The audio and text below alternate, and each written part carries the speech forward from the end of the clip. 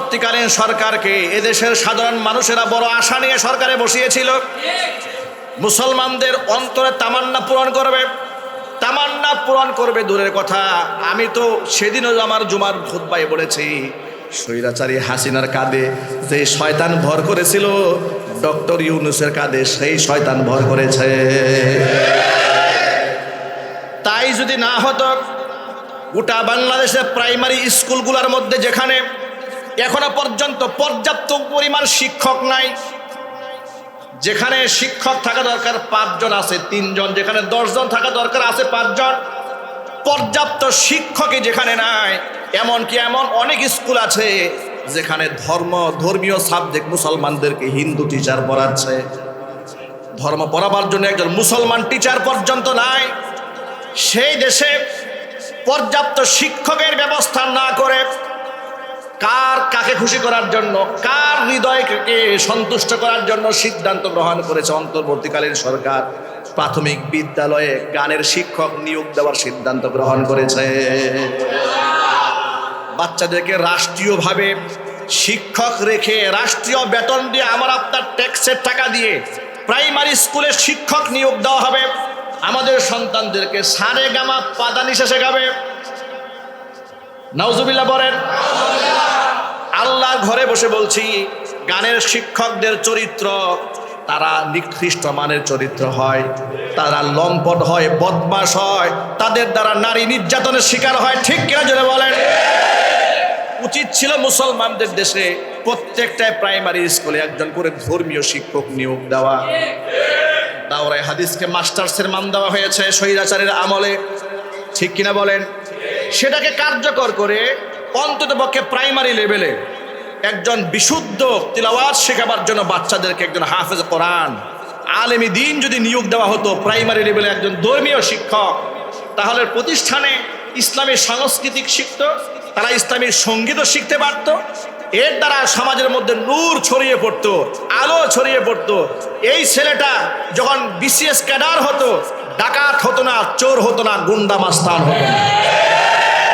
সেটা না করে উদ্যোগ নিয়েছে গানের শিক্ষক নিয়োগ দেবে। এই জন্য বলেছি, স্বৈরাচারী হাসিনাও যে সাহস পায় নাই, সে সাহস ডক্টর মোহাম্মদ ইউনূস দেখাচ্ছে। কাকে খুশি করার জন্য দেখাচ্ছেন আমার বুঝে আসে না। ডক্টর মোহাম্মদ ইউনূসের কান পর্যন্ত বার্তা পৌঁছে দিতে চায়, জাতির চাহিদাকে প্রাধান্য না দিয়ে, দেশের মানুষের পছন্দকে প্রাধান্য না দিয়ে স্বৈরাচারী কিন্তু দেশে থাকতে পারে নাই।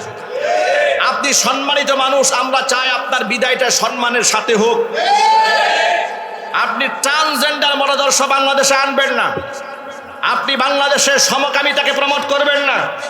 গানের শিক্ষক নিয়োগ দেওয়ার সিদ্ধান্ত প্রত্যাহার করে ধর্মীয় শিক্ষক নিয়োগ দেওয়ার সিদ্ধান্ত গ্রহণ করেন। যদি সেটা আপনি না করেন, যদি আপনি বাংলাদেশের 90 থেকে 92% মুসলমানের কাজের উপরে স্বৈরাচারী হাসিনার মতো আপনার আপন সিদ্ধান্ত, পশ্চিমা সিদ্ধান্ত চাপিয়ে দিতে চান, স্বৈরাচারী হাসিনা হেলিকপ্টার নিয়ে পালাতে সক্ষম হয়েছে, আপনি অটো নিয়েও পালাতে পারবেন না। কথা বলতে হবে। প্রিয় ভাইরা আমার, আমাদের সকলকে সচেতন হতে হবে। এদেশের মুসলমানেরা জুলাই আগস্টের বিপ্লবে রক্ত দিতে শিখেছে, জীবন দিতে শিখেছে, জালেমদের চোখে চোখ রাখতে শিখেছে। কথা বলেন ঠিক কিনা?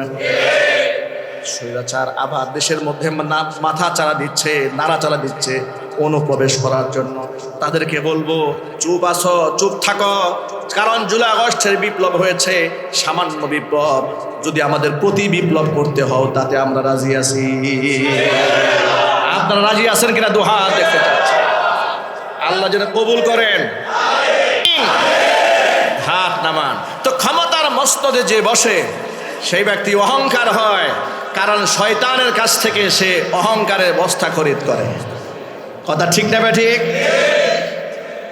তো আলেম হিংসা করে কেন? ওই শয়তানের কাছ থেকে হিংসার বস্তা কিনেছে। সম্পদশালী কৃপণতা কেন করে?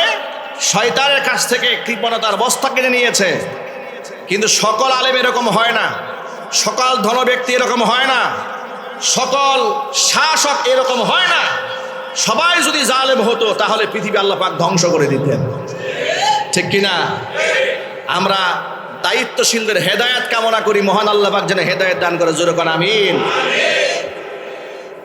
আনসারী সাহাবী বলছেন, ওয়ালা আহসুদু আহাদান, আমি দুনিয়ার কোনো মানুষকে হিংসা করি না, আলা খাইরিন আতাহুল্লাহু ইয়াহু, ওই কল্যাণের জন্য, ওই নিয়ামতের জন্য যে নিয়ামত আল্লাহ পাক তাকে দান করেছেন, আমাকে দান করেন নাই। দেখবেন হুজুরে হুজুরে হিংসা, দোকানদার দোকানদারে হিংসা, এক বাড়িওয়ালা আরেক বাড়িওয়ালাকে হিংসা করে, আছে না নাই? এক ভাই আরেক ভাইকে হিংসা করে যে ওর ছেলে ডাক্তার হয়ে গেল, ইঞ্জিনিয়ার হয়ে গেল, আমার ছেলে হয় নাই কেন? এবার বদনাম করে বেড়ায়, শোনো ওর ছেলে যে পাশ করেছে, ডাক্তার হয়েছে, আসলে নকল করে পাশ করছে। ঠিক না বলেন? সব জায়গায় ঘুরে ঘুরে চায়ের দোকানে বলে, কয় যে ওর ছেলে ডাক্তার হয়েছে না? বলে হ্যাঁ বিরাট ডাক্তার, বিরাট ডাক্তার হয়েছে। তোমরা কিচ্ছু জানো না, সে নকল করে পাশ করছে। মানে জলে কি হয়, জলে জন্মের জলা জলে। বলে অমুকে বিদেশ গিয়ে তো মাশাল্লাহ মাশাল্লাহ বিরাট ইনকাম করছে, 5 তলা ফাউন্ডেশনে বাড়ি কাজ ধরছে। বলে তাই নাকি? বলে হ্যাঁ। আর তোমার কিচ্ছু জানো না, বিদেশে গিয়া কফিলের টাকা চুরি করছে। আছে না নাই? জন্য বলে আপনি ভালো কোনো অবস্থানে গেলেই আরেকজন মানুষ আপনাকে মন্তব্য করা শুরু করবে। এইরকম মন্তব্য করার লোক এই সমাজে নাই। তবে আপনাদেরকে একটা সূত্র বলি, সমাজে যারা একজন আরেকজনকে হিংসা করে, হিংসার আগুনে সে নিজেই জ্বলে পড়ে ছাই হয়ে যায়। হিংসার আগুনে কি সে অন্যকে জ্বালাতে পারে নাকি? না, যে হিংসা ও তো ঘুমাতে পারে না, ওর মনে দুঃখ কষ্ট রাগে ক্ষোভে, ওর মধ্যে ঘুম নাই, ওর মধ্যে কোনো সুকুন নাই, ওর মধ্যে কোনো শান্তি নাই। কিন্তু যেই ব্যক্তি উদার হয়, মানুষের ক্ষমা করে, মুহাব্বত করে, ও যখন বিছানার মধ্যে কোনো মতো বালিশে পিঠটা লাগায়, বালিশে মাথা লাগায়, সাথে সাথে আল্লাহর পক্ষ থেকে সুকুন দিয়ে আল্লাহ তৃপ্তির গুণ তাকে বাড়ায় দেয়। এই জন্য আমি ওই সাহাবীর জীবন থেকে আমরা এই অংশটা শিক্ষা গ্রহণ করতে পারি। সাহাবী বলেছেন, আমি কোনো মুসলমানের প্রতি আমার মনের মধ্যে হিংসা রাখি না, কাউকে বিদ্বেষ পোষণ করি না। আমরা কি হিংসামুক্ত জীবন করতে পারবো ইনশাআল্লাহ? আল্লাহ যেন কবুল করেন, জোরে কোন আমিন। মানুষকে ক্ষমা করার গুণ আমরা মুহাম্মদ সাল্লাল্লাহু আলাইহি ওয়াসাল্লামের জীবন থেকে আমরা নিতে পারি। আল্লাহর হাবিব সাল্লাল্লাহু আলাইহি সাল্লাম যখন মক্কা বিজয় করলেন 8ম হিজরিতে, হুজুরের সাহাবী হযরতে আব্দুল্লাহ ইবনে আব্বাস রাদিয়াল্লাহু তাআলা আনহুমা হাদিসের রাবী, হাদিসটা বুখারী শরীফের মধ্যে এসেছে। আব্দুল্লাহ ইবনে আব্বাস রাদিয়াল্লাহু তাআলা আনহু বলছেন, লাম্মা ফাতাহা রাসূলুল্লাহ সাল্লাল্লাহু আলাইহি ওয়াসাল্লাম মক্কা, মুহাম্মদ সাল্লাল্লাহু আলাইহি ওয়াসাল্লাম 10,000 সৈন্য নিয়ে মক্কায় প্রবেশ করেছেন। সশস্ত্র 10,000 সাহাবী নিয়ে কোথায় প্রবেশ করলেন? মক্কাতুল মুকাররমায়। সেই মক্কায় ঢুকলেন যে মক্কা থেকে রাতের আধারে তিনি বিতাড়িত হয়েছিলেন, যে মক্কার লোকেরা তিনি নামাজ পড়তে গেলে উটের ভুঁড়ি মাথায় চাপিয়ে দিয়েছে, সেই মক্কায় প্রবেশ করেছে।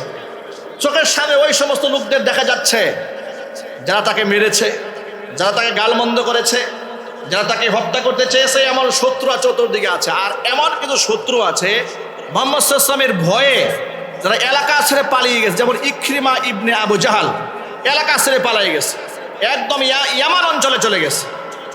এইভাবে কুখ্যাত কাফেররা এলাকা ছেড়েছে, আর কিছু কুখ্যাত কাফেররা এলাকার মধ্যে অবস্থান করছে, কিন্তু অন্তরের মধ্যে ভয়, জীবন আর বাঁচবে না। কারণ আকাম যা করেছে এটা তো বুঝে ফেলেছে, যদি এটার ন্যায্য বিচার হয় একটার কল্লা থাকবে না। কথা ঠিক নেবে? ঠিক।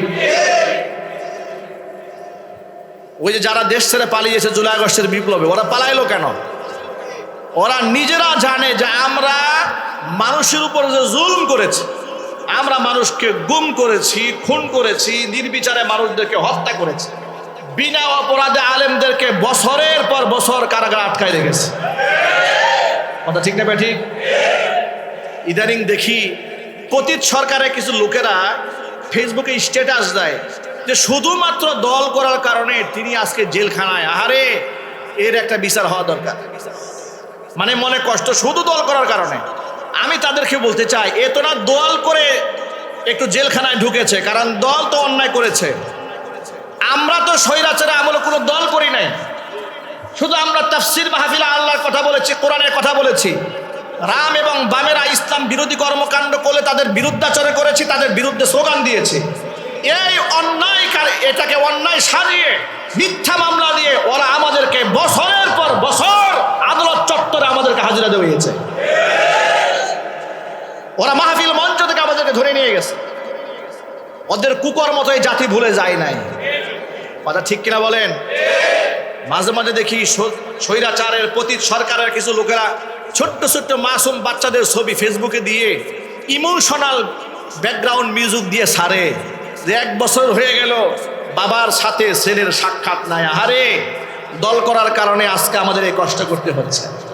আচ্ছা, তোমাদের সন্তান সন্তান আমাদের সন্তান সন্তান নয়? কথা জুড়ে বলেন না ভাই। তোমাদের সন্তান সন্তান আমাদের সন্তান সন্তান নয়? তোমরা শহীদ আল্লামা সাঈদী রাহিমাহুল্লাহকে 13 বছর আটকে রেখেছিলে, তার সন্তানদের সাথে দেখা করতে দাও নাই। জানাজার নামাজে তোমরা স্বাধীনভাবে ঢাকা শহরে মানুষদেরকে হাজির হওয়ার পারমিশন দাও নাই। কথা ঠিক নেবে ঠিক? কবর জিয়ারত করতে যাবে, সেখানে সিসি ক্যামেরা দিয়ে পুলিশ বসায় রাখছে, কবরটা পর্যন্ত জিয়ারত করে দাও নাই। তোমরা কি দেশের আলেমদের সাথে কম করেছো? আমার উস্তাদ মুফতি জসিমউদ্দিন রহমানী হাফিজুল্লাহকে তোমরা বিনা অপরাধে 10 বছরের উপরে জেলখানায় আটকে রেখেছিলে। তার স্ত্রী তার থেকে বিচ্ছিন্ন হয়ে গিয়েছে, তার তো সন্তান নাই। তিনি স্ত্রী হারিয়েছেন, মা বাবা হারিয়েছেন, সব হারিয়ে নিঃস্ব অবস্থায় কারাগার থেকে বের হয়েছেন। তোমরা এই পাপগুলা করেছ। জুনায়েদ বাবুনগরী রহমাতুল্লাহি আলাইহি আল্লাহর ওলিকে রিমান্ডে নিয়ে টর্চার করেছ। কথা ঠিক না ব্যাটিক জুড়ে বলে? আল্লাহ মামুনুল হক হাফিজাহুল্লাহর মতো একজন সিংহ পুরুষকে 3 বছর মিথ্যা মামলায় তোমরা আটকে রেখেছিলে। তোমরা এই দেশের অসংখ্য আলেমদের উপর তোমরা শারীরিক নির্যাতন করেছো, মানসিক নির্যাতন করেছো। 2021 সালে আমি আমার ঈদের নামাজ পর্যন্ত পড়াতে পারি নাই, পারমিশন দেওয়া হয় নাই। আমার মসজিদে, যেখানে আমি 8 বছর ধারাবাহিক জমা পড়িয়েছি, 4টা বছর আমার এই মসজিদে বুটবাজার কেন্দ্রীয় মসজিদে আমাকে ঢুকতে পর্যন্ত দেওয়া হয় নাই। তোমাদের জুলুম এ জাতি ভুলে যায় নাই। তোমাদেরকে জাতি মনে রাখবে ততদিন, ফিরআউনকে মনে রাখবে যতদিন। তোমরা বলো আমাদের অপরাধটা কি? তোমাদের অপরাধের ফিহিরিস্তি তুলে ধরতে গেলে সারা রাত চলে যাবে, তোমাদের অপরাধ বর্ণনা করে শেষ করা যাবে। তোমরা বলো অপরাধটা কি? তোমরা স্বাধীনভাবে আমাদেরকে ওয়াজ মাহফিলে কথা বলতে দাও নাই। আমাদের মাহফিল মঞ্চ 1 দিন আগে তোমরা ভেঙে দিয়েছো। নিজের চেহারায় আয়নাগুলো নিজের চেহারায় দেখো, আর বিগত কুকর্মগুলো স্মরণ করো, আল্লাহর কাছে তওবা করো। এখনো সময় আছে, আল্লাহর কাছে তওবা করো।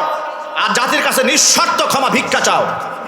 জাতির কাছে ক্ষমা চাবে দূরের কথা, ফেসবুকে আমাদেরকে থ্রেট করে, আমরা আসতেছি দেখে নেব, হ্যান করেঙ্গে ত্যান করেঙ্গে, লাঠিকে আন্দার মুগর ভরেঙ্গে। আমরা ওই সমস্ত থ্রেটকারীদেরকে বলি, লজ্জা শরম যদি না হয়ে থাকে, বিগত বার তো পালিয়ে যাওয়ার সুযোগ দেওয়া হয়েছে জামা কাপড় নিয়ে। আগামীতে যদি অনুপ্রবেশ করে এদেশের মুসলমানদের মধ্যে বিশৃঙ্খলা সৃষ্টি করতে চাও, তোমাদের পরিণতি ফেরাউন কারণের চেয়ে ভয়ঙ্কর পরিণতি অপেক্ষা করছে।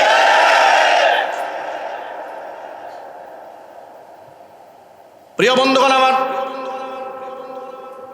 আল্লাহর নবী সাল্লাল্লাহু আলাইহি সাল্লাম মক্কা বিজয় হয়ে যাওয়ার পরে কুরাইশি কুখ্যাত কাফেরদের সামনে দাঁড়ালেন। দাঁড়িয়ে বললেন, ইয়া আহলা কুরাইশ, ইয়া কওমা কুরাইশ, হে কুরাইশের লোকেরা, মা তারাউনা আন্নী ফাইলুম বিকুম, আমি তোমাদের সাথে কি আচরণ করতে পারি, তোমরা কি সিদ্ধান্ত, তোমরা আমার কাছ থেকে কি আচরণ আশা করো? কুরাইশের লোকেরা বলল, আখুন কারীমুন ওয়াবনু আখিন কারীম। কালু খাইরান, তারা বলল, মুহাম্মদ সাল্লাল্লাহু আলাইহি ওয়াসাল্লাম, আমরা আপনার কাছ থেকে কল্যাণকর ফয়সালা আশা করি, কল্যাণকর মুআমালা আশা করি। আখুন কারীমুন, আপনি আমাদের মহৎ ভাই। ওয়াবনু আখিন কারীমিন, জানি দুশমন 10 ভাইকে হাতের কাছে পাওয়ার পরে প্রতিশোধ না নিয়ে তিনি যে বক্তব্য দিয়েছিলেন, তোমাদের জন্য আমার সেই একই বক্তব্য। ইউসুফ আলাইহিস সালাতু ওয়াস সালাম তার ভাইদেরকে পূর্ণ প্রতিশোধ নেওয়ার ক্ষমতা থাকার পরে বলেছিলেন, লা তাসরিবা আলাইকুমুল ইয়াউম, তোমাদের প্রতি আমার আর কোনো ভর্ৎসনা নাই, তিরস্কার নাই, অভিযোগ নাই, আমি আল্লাহর জন্য তোমাদের ক্ষমা করে দিলাম। মক্কাবাসীকে ডাক দিয়ে আল্লাহর হাবিব বললেন, ও মক্কাবাসীর লোকেরা, তোমরা আমাকে মারতে চেয়েছিলে, কাটতে চেয়েছিলে, আজকে আমি আল্লাহর সন্তুষ্টি কল্পে তোমাদের সকলকে আজাদ করে দিলাম। ক্ষমা করে দেওয়া এটা মহৎ গুণ। আল্লাহ পাক যেন আমাদের ভাইদেরকে ক্ষমা করে দেওয়ার তৌফিক দান করেন। তবে যারা অপরাধী, যারা কুখ্যাত সন্ত্রাসী ছিলেন, এরকম 10-12 জনের তালিকা মুহাম্মদ সাল্লাল্লাহু আলাইহি ওয়াসাল্লাম করে রেখে দিয়েছিলেন, যাদেরকে আল্লাহর নবী ক্ষমা করেন নাই, ক্ষমা করেননি। তবে যাদের ব্যাপারে শাস্তি দেওয়ার সিদ্ধান্ত নিয়েছিলেন, তারাও পরবর্তী ইসলাম ধর্ম গ্রহণ করার কারণে নবীজি সাল্লাল্লাহু আলাইহি ওয়াসাল্লাম তাদেরকেও মাফ করে দিয়েছিলেন। এমন উদার ছিলেন মুহাম্মদুর রাসূলুল্লাহ সাল্লাল্লাহু আলাইহি ওয়াসাল্লাম। আমরা সেই রহমতের নবীর উম্মত, সুতরাং আমরা আমাদের মধ্যে উদারতা রাখবো, মোহাব্বত রাখবো, একে অপরের প্রতি ভালোবাসা রাখবো। আমরা এক মুসলমান অপর মুসলমানকে আমরা হিংসা করব না। আমরা বলি ইনশাআল্লাহ। হিংসা এক ভয়াবহ গুনাহ, যে হিংসার আগুনে হিংসুক নিজে জ্বলে পড়ে ছাই হয়ে যায়। হিংসা মানুষের আমল নামাকে জ্বালিয়ে শেষ করে দেয়। শুকনা খড়কোটা, শুকনা লাকড়িকে যেভাবে জ্বালিয়ে পুড়ে শেষ করে দেয়, অনুরূপভাবে হিংসা মানুষের আমল নামা জ্বালিয়ে শেষ করে দেয়। আল্লাহ পাক যেন নবী করিম সাল্লাল্লাহু আলাইহি ওয়াসাল্লামের সিরাত থেকে এই শিক্ষা, উদারতার শিক্ষা আমাদের গ্রহণ করার তৌফিক দান করেন। হুজুর বলেন আল্লাহুম্মা আমিন। এই যে আপনারা যেভাবে আমাকে পরিবেষ্টন করে বসে আছেন, নবী করিম সাল্লাল্লাহু আলাইহি ওয়াসাল্লামের একনিষ্ঠ ঘনিষ্ঠ খাদেম সাহাবী আনাস ইবনে মালিক রাদিয়াল্লাহু তাআলা আনহু, তিনি বর্ণনা করছেন, হাদিসটা এসেছে মুসনাদে আহমদে। তিনি বলছেন, কুন্না মা রাসূলিল্লাহি সাল্লাল্লাহু আলাইহি ওয়াসাল্লাম, কুন্না জুলুসান মা রাসূলিল্লাহি সাল্লাল্লাহু আলাইহি ওয়াসাল্লাম। আমরা রাসূল পাক সাল্লাল্লাহু আলাইহি ওয়াসাল্লামকে পরিবেষ্টন করে বসে আছে। এমন সময় নবীজি সাল্লাল্লাহু আলাইহি ওয়াসাল্লাম বললেন, ইয়াতলু আলাইকুমুল আনা রাজুলুম মিন আহলিল জান্নাহ, তোমাদের মাঝে এই মুহূর্তে জান্নাতের একজন অধিবাসী প্রবেশ করবেন। কি চমৎকার কথা! বর্ণনাকারী সাহাবী হযরত আনাস ইবনে মালিক বলেন, এই কথা শুনে আমরা একেবারে খুব সতর্কতার সাথে তাকিয়ে রইলাম, অপেক্ষমান কোন ব্যক্তি আসে যাকে নবীজি সাল্লাল্লাহু আলাইহি ওয়াসাল্লাম জান্নাতি বলেছেন। ঠিক এই মুহূর্তে ইয তালা আলাইনা রাজুলুম মিনাল আনসার, এখানে কোনো বিখ্যাত সাহাবী এলেন না। আনাস ইবনে মালিক বলেন, অবাক বিস্ময় হলো। এ কথা শোনার পরে আমরা মনে মনে ধারণা করেছিলাম জান্নাতবাসী কেউ হবেন, নিঃসন্দেহে তিনি তো বিখ্যাত কোনো সাহাবী হবেন। কিন্তু অবাক বিস্ময় হচ্ছে, তিনি আবু বকর নন, ওমর নন, ওসমান নন, আলী নন, আব্দুর রহমান ইবনে আউফ নন, সাদ বিন আবি ওয়াক্কাস নন, তালহা ইবনে জুবায়ের নন, বিখ্যাত সাহাবীদের মধ্যে কেউ নন। ইদ তালা আলাইনা রাজুলুম মিনাল আনসার, একজন আনসারী সাহাবী আমাদের মধ্যে এসে প্রবেশ করলেন। তানতিফু লিহিয়াতুহু বিউদুইহি, ওযু করে এসেছেন মাত্র, ওযুর পানিটা তার গাল ভিজে ভিজে পড়ছে, দাড়ি ভিজে আছে ওযুর পানিতে। কদ আল্লাকা নালাইহি বিয়াদিহি শিমাল, বাম হাতের জুতা ধরে দাঁড়িয়ে আছে। সুবহানাল্লাহ বলবেন না? মানে একেবারে সাধারণ মানুষ। ধরেন এখানে একটা মঞ্চে কোনো একজন বড় ব্যক্তি আসবেন, আমরা অধিক আগ্রহে থাকি না, কিন্তু মজলিসটা কেমন? আল্লাহ রসুল বলেছেন জান্নাতি ব্যক্তি প্রবেশ করবে। আচ্ছা, এর চেয়ে বড় সার্টিফিকেট মানব জীবনে আর হতে পারে? চিৎকার দিয়ে বলুন, হতে পারে? অবাক বিস্ময়ে তাকিয়ে রইলাম। বাম হাতে জুতা আছে, মাত্র ওযু করে এসেছেন, দাড়িটা ওযুর পানিতে ভেজা, একেবারে অখ্যাত একজন আনসারী সাহাবী। আমরা অবাক বিস্ময়ে তার দিকে তাকিয়ে রইলাম, আর মনে মনে ভাবলাম, না জানি এমন কোন আমল আছে যে আমলের বিনিময়ে নবীজি সাল্লাল্লাহু আলাইহি ওয়াসাল্লাম তাকে জান্নাতি ঘোষণা করেছে। মজার ব্যাপার হচ্ছে, এর পরের দিন আবার নবীজির পাশে আমরা বসে আছি। আবার নবীজি গতকালের মতো একই কথা বলে উঠলেন, ইয়াতলু আলাইকুমুল আন রাজুলু ইয়াতলু আলাইকুমুল আনা রাজুলুম মিন আহলিল জান্নাহ, তোমাদের মাঝে এই মুহূর্তে জান্নাতি একজন ব্যক্তি প্রবেশ করবেন। সাহাবী আনাস ইবনে মালিক বলেন, গতকালকের মতো আজকে আমরা অধীর আগ্রহে দেখার জন্য অপেক্ষায় রইলাম, কোন ব্যক্তি জান্নাতি একটুখানি দেখি। কিন্তু আশ্চর্যের ব্যাপার, তাকে দেখি আল্লাহর নবী জান্নাতি ব্যক্তি প্রবেশ করার কথা বললে, গতকাল যেই ব্যক্তি আমাদের মাঝে যে আনসারী প্রবেশ করেছিলেন, আজকেও সেই আনসারী সাহাবী আমাদের মাঝে এসে হাজির। দ্বিতীয় দিন নবীজি তাকে জান্নাতি বললেন। আবার তৃতীয় দিন আমরা রাসূলের মজলিসে বসে আছি, এমন সময় নবীজি আবার বললেন, এই মুহূর্তে তোমাদের মাঝে একজন জান্নাতি ব্যক্তি প্রবেশ করবেন। বর্ণনাকারী সাহাবী আনাস বলেন, আমরা আবার অধীর আগ্রহে থাকলাম কোন ব্যক্তি প্রবেশ করেন। অবাক বিস্ময়ে তাকায় রইলাম। বিগত 2 দিন যেই ব্যক্তি ওই সময় প্রবেশ করেছেন, তৃতীয় দিন ওই ব্যক্তি একই সময় প্রবেশ করেছেন। সাহাবায়ে কেরাম সবাই হতবাক হলো, এমন কি আমল তার মধ্যে আছে। এদের মধ্যে একজন সাহাবী হযরত আব্দুল্লাহ ইবনে আমর ইবনুল আস রাদিয়াল্লাহু তাআলা আনহু, তিনি মনে মনে একটা সিদ্ধান্ত নিয়ে ফেললেন, তার মাঝে এমন কোন গুণ আছে এটা আমাকে খুঁজে বের করতে হবে। এমন কোন গুণ তার মাঝে আছে যে গুণটা আমার মধ্যে নাই। আমাকে নবীজি রাজুলুম মিন আহলিল জান্নাহ বলেননি, অমুককে বলেন নাই, তমুককে বলেননি, অখ্যাত একজন সাহাবীকে জান্নাতের অধিবাসী কেন বললেন? কি এমন আমল আছে তার? কৌশল অবলম্বন করে হযরত আব্দুল্লাহ ইবনে আমর ইবনুল আস রাদিয়াল্লাহু তাআলা আনহু ওই আনসারী সাহাবীকে বললেন, ভাই আমার বাড়িতে আমার পিতার সাথে একটু মনোমালিন্যতা হয়েছে, আমি সিদ্ধান্ত গ্রহণ করেছি 3 দিন আমি বাড়ি যাব না।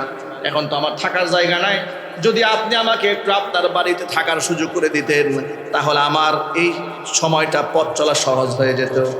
আনসারী সাহাবী সরম মনে বললেন, কোনো অসুবিধা নেই, চলেন আপনি আমার বাড়িতে। 3 দিন তার বাড়িতে মেহমান হয়ে থাকলেন।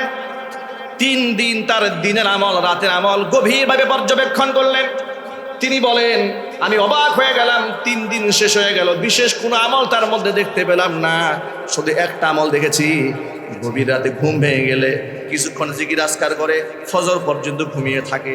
এটা তো বিশেষ কোনো আমল নয়, এই আমল তো আমরাও করি, মাঝে মাঝে তাহাজ্জুদের নামাজ তো আমরাও পড়ি, বিশেষ কোনো আমল তার মধ্যে আমি দেখতে পেলাম না।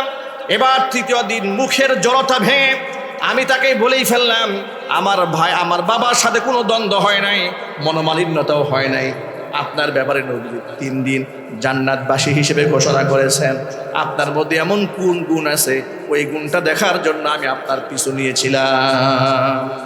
কিন্তু 3টা দিন পার হয়ে গেল, কিছুই পেলাম না। আপনার মধ্যে এমন কি আছে? তখন ওই আনসারী সাহাবী বলছেন, আল্লাহর বান্দা শোনেন, আমার মধ্যে তেমন কোনো আমল নাই, তবে শুধু একটা জিনিস আমি করার চেষ্টা করেছি, সেটা হচ্ছে লা আজিদু ফি নাফসি লি আহাদিম মিনাল মুসলিমিনা গিশান। আমি আমার অন্তরের মধ্যে কোনো মুসলমানের প্রতি পৃথিবীতে হিংসা বিদ্বেষ রাখি না, বিদ্বেষ রাখি না। আমার অন্তরের মধ্যে কোনো মুসলমানের প্রতি আমি কোনো প্রকারের বিরূপ ধারণাও রাখি না। জোরে কোন সুবহানাল্লাহ। শুধু তাই না, ওয়ালা আহসুদু আলা আহাদিন ওয়ালা আহসুদু আহাদান আলা খায়রিন আতাহুল্লাহু ইয়্যাহু। আমি এই দুনিয়ার আল্লাহর কোনো বান্দাকে হিংসা করি না ওই নিয়ামতের কারণে, যে নিয়ামত আল্লাহ পাক ওই বান্দাকে স্পেশালভাবে দান করেছেন, আমাকে দান করেন নাই। এরকম কিছু নিয়ামত আছে না নাই? জোরে বলেন।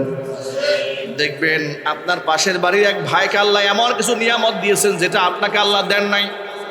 আর আল্লাহর পক্ষ থেকে নিয়ামত এমন একটা জিনিস, এটা মারামারি করে পিটাপিটি করেও আনা যায় না। যালিকা ফাদলুল্লাহি ইউতিহি মান ইয়াশা। এটা আল্লাহর করুণা, আল্লাহ যাকে খুশি তাকে দান করেন।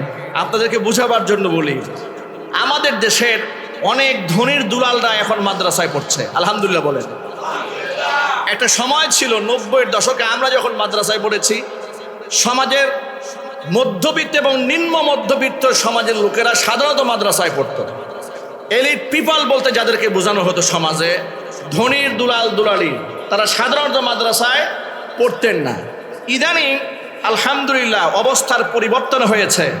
আমাদের মাদ্রাসাগুলোতে সরকারের বড় বড় অফিসার তাদের সন্তানরা পড়াশোনা করছে। আপনারা শুনে অবাক হবেন, ডাক্তার সন্তানকে হাফেজ বানাচ্ছে, ইঞ্জিনিয়ার সন্তানকে হাফেজ বানাচ্ছে, প্রফেসর সন্তানকে হাফেজ বানাচ্ছে, বুয়েটের ইঞ্জিনিয়ার সন্তানকে হাফেজ কোরআন বানাচ্ছে।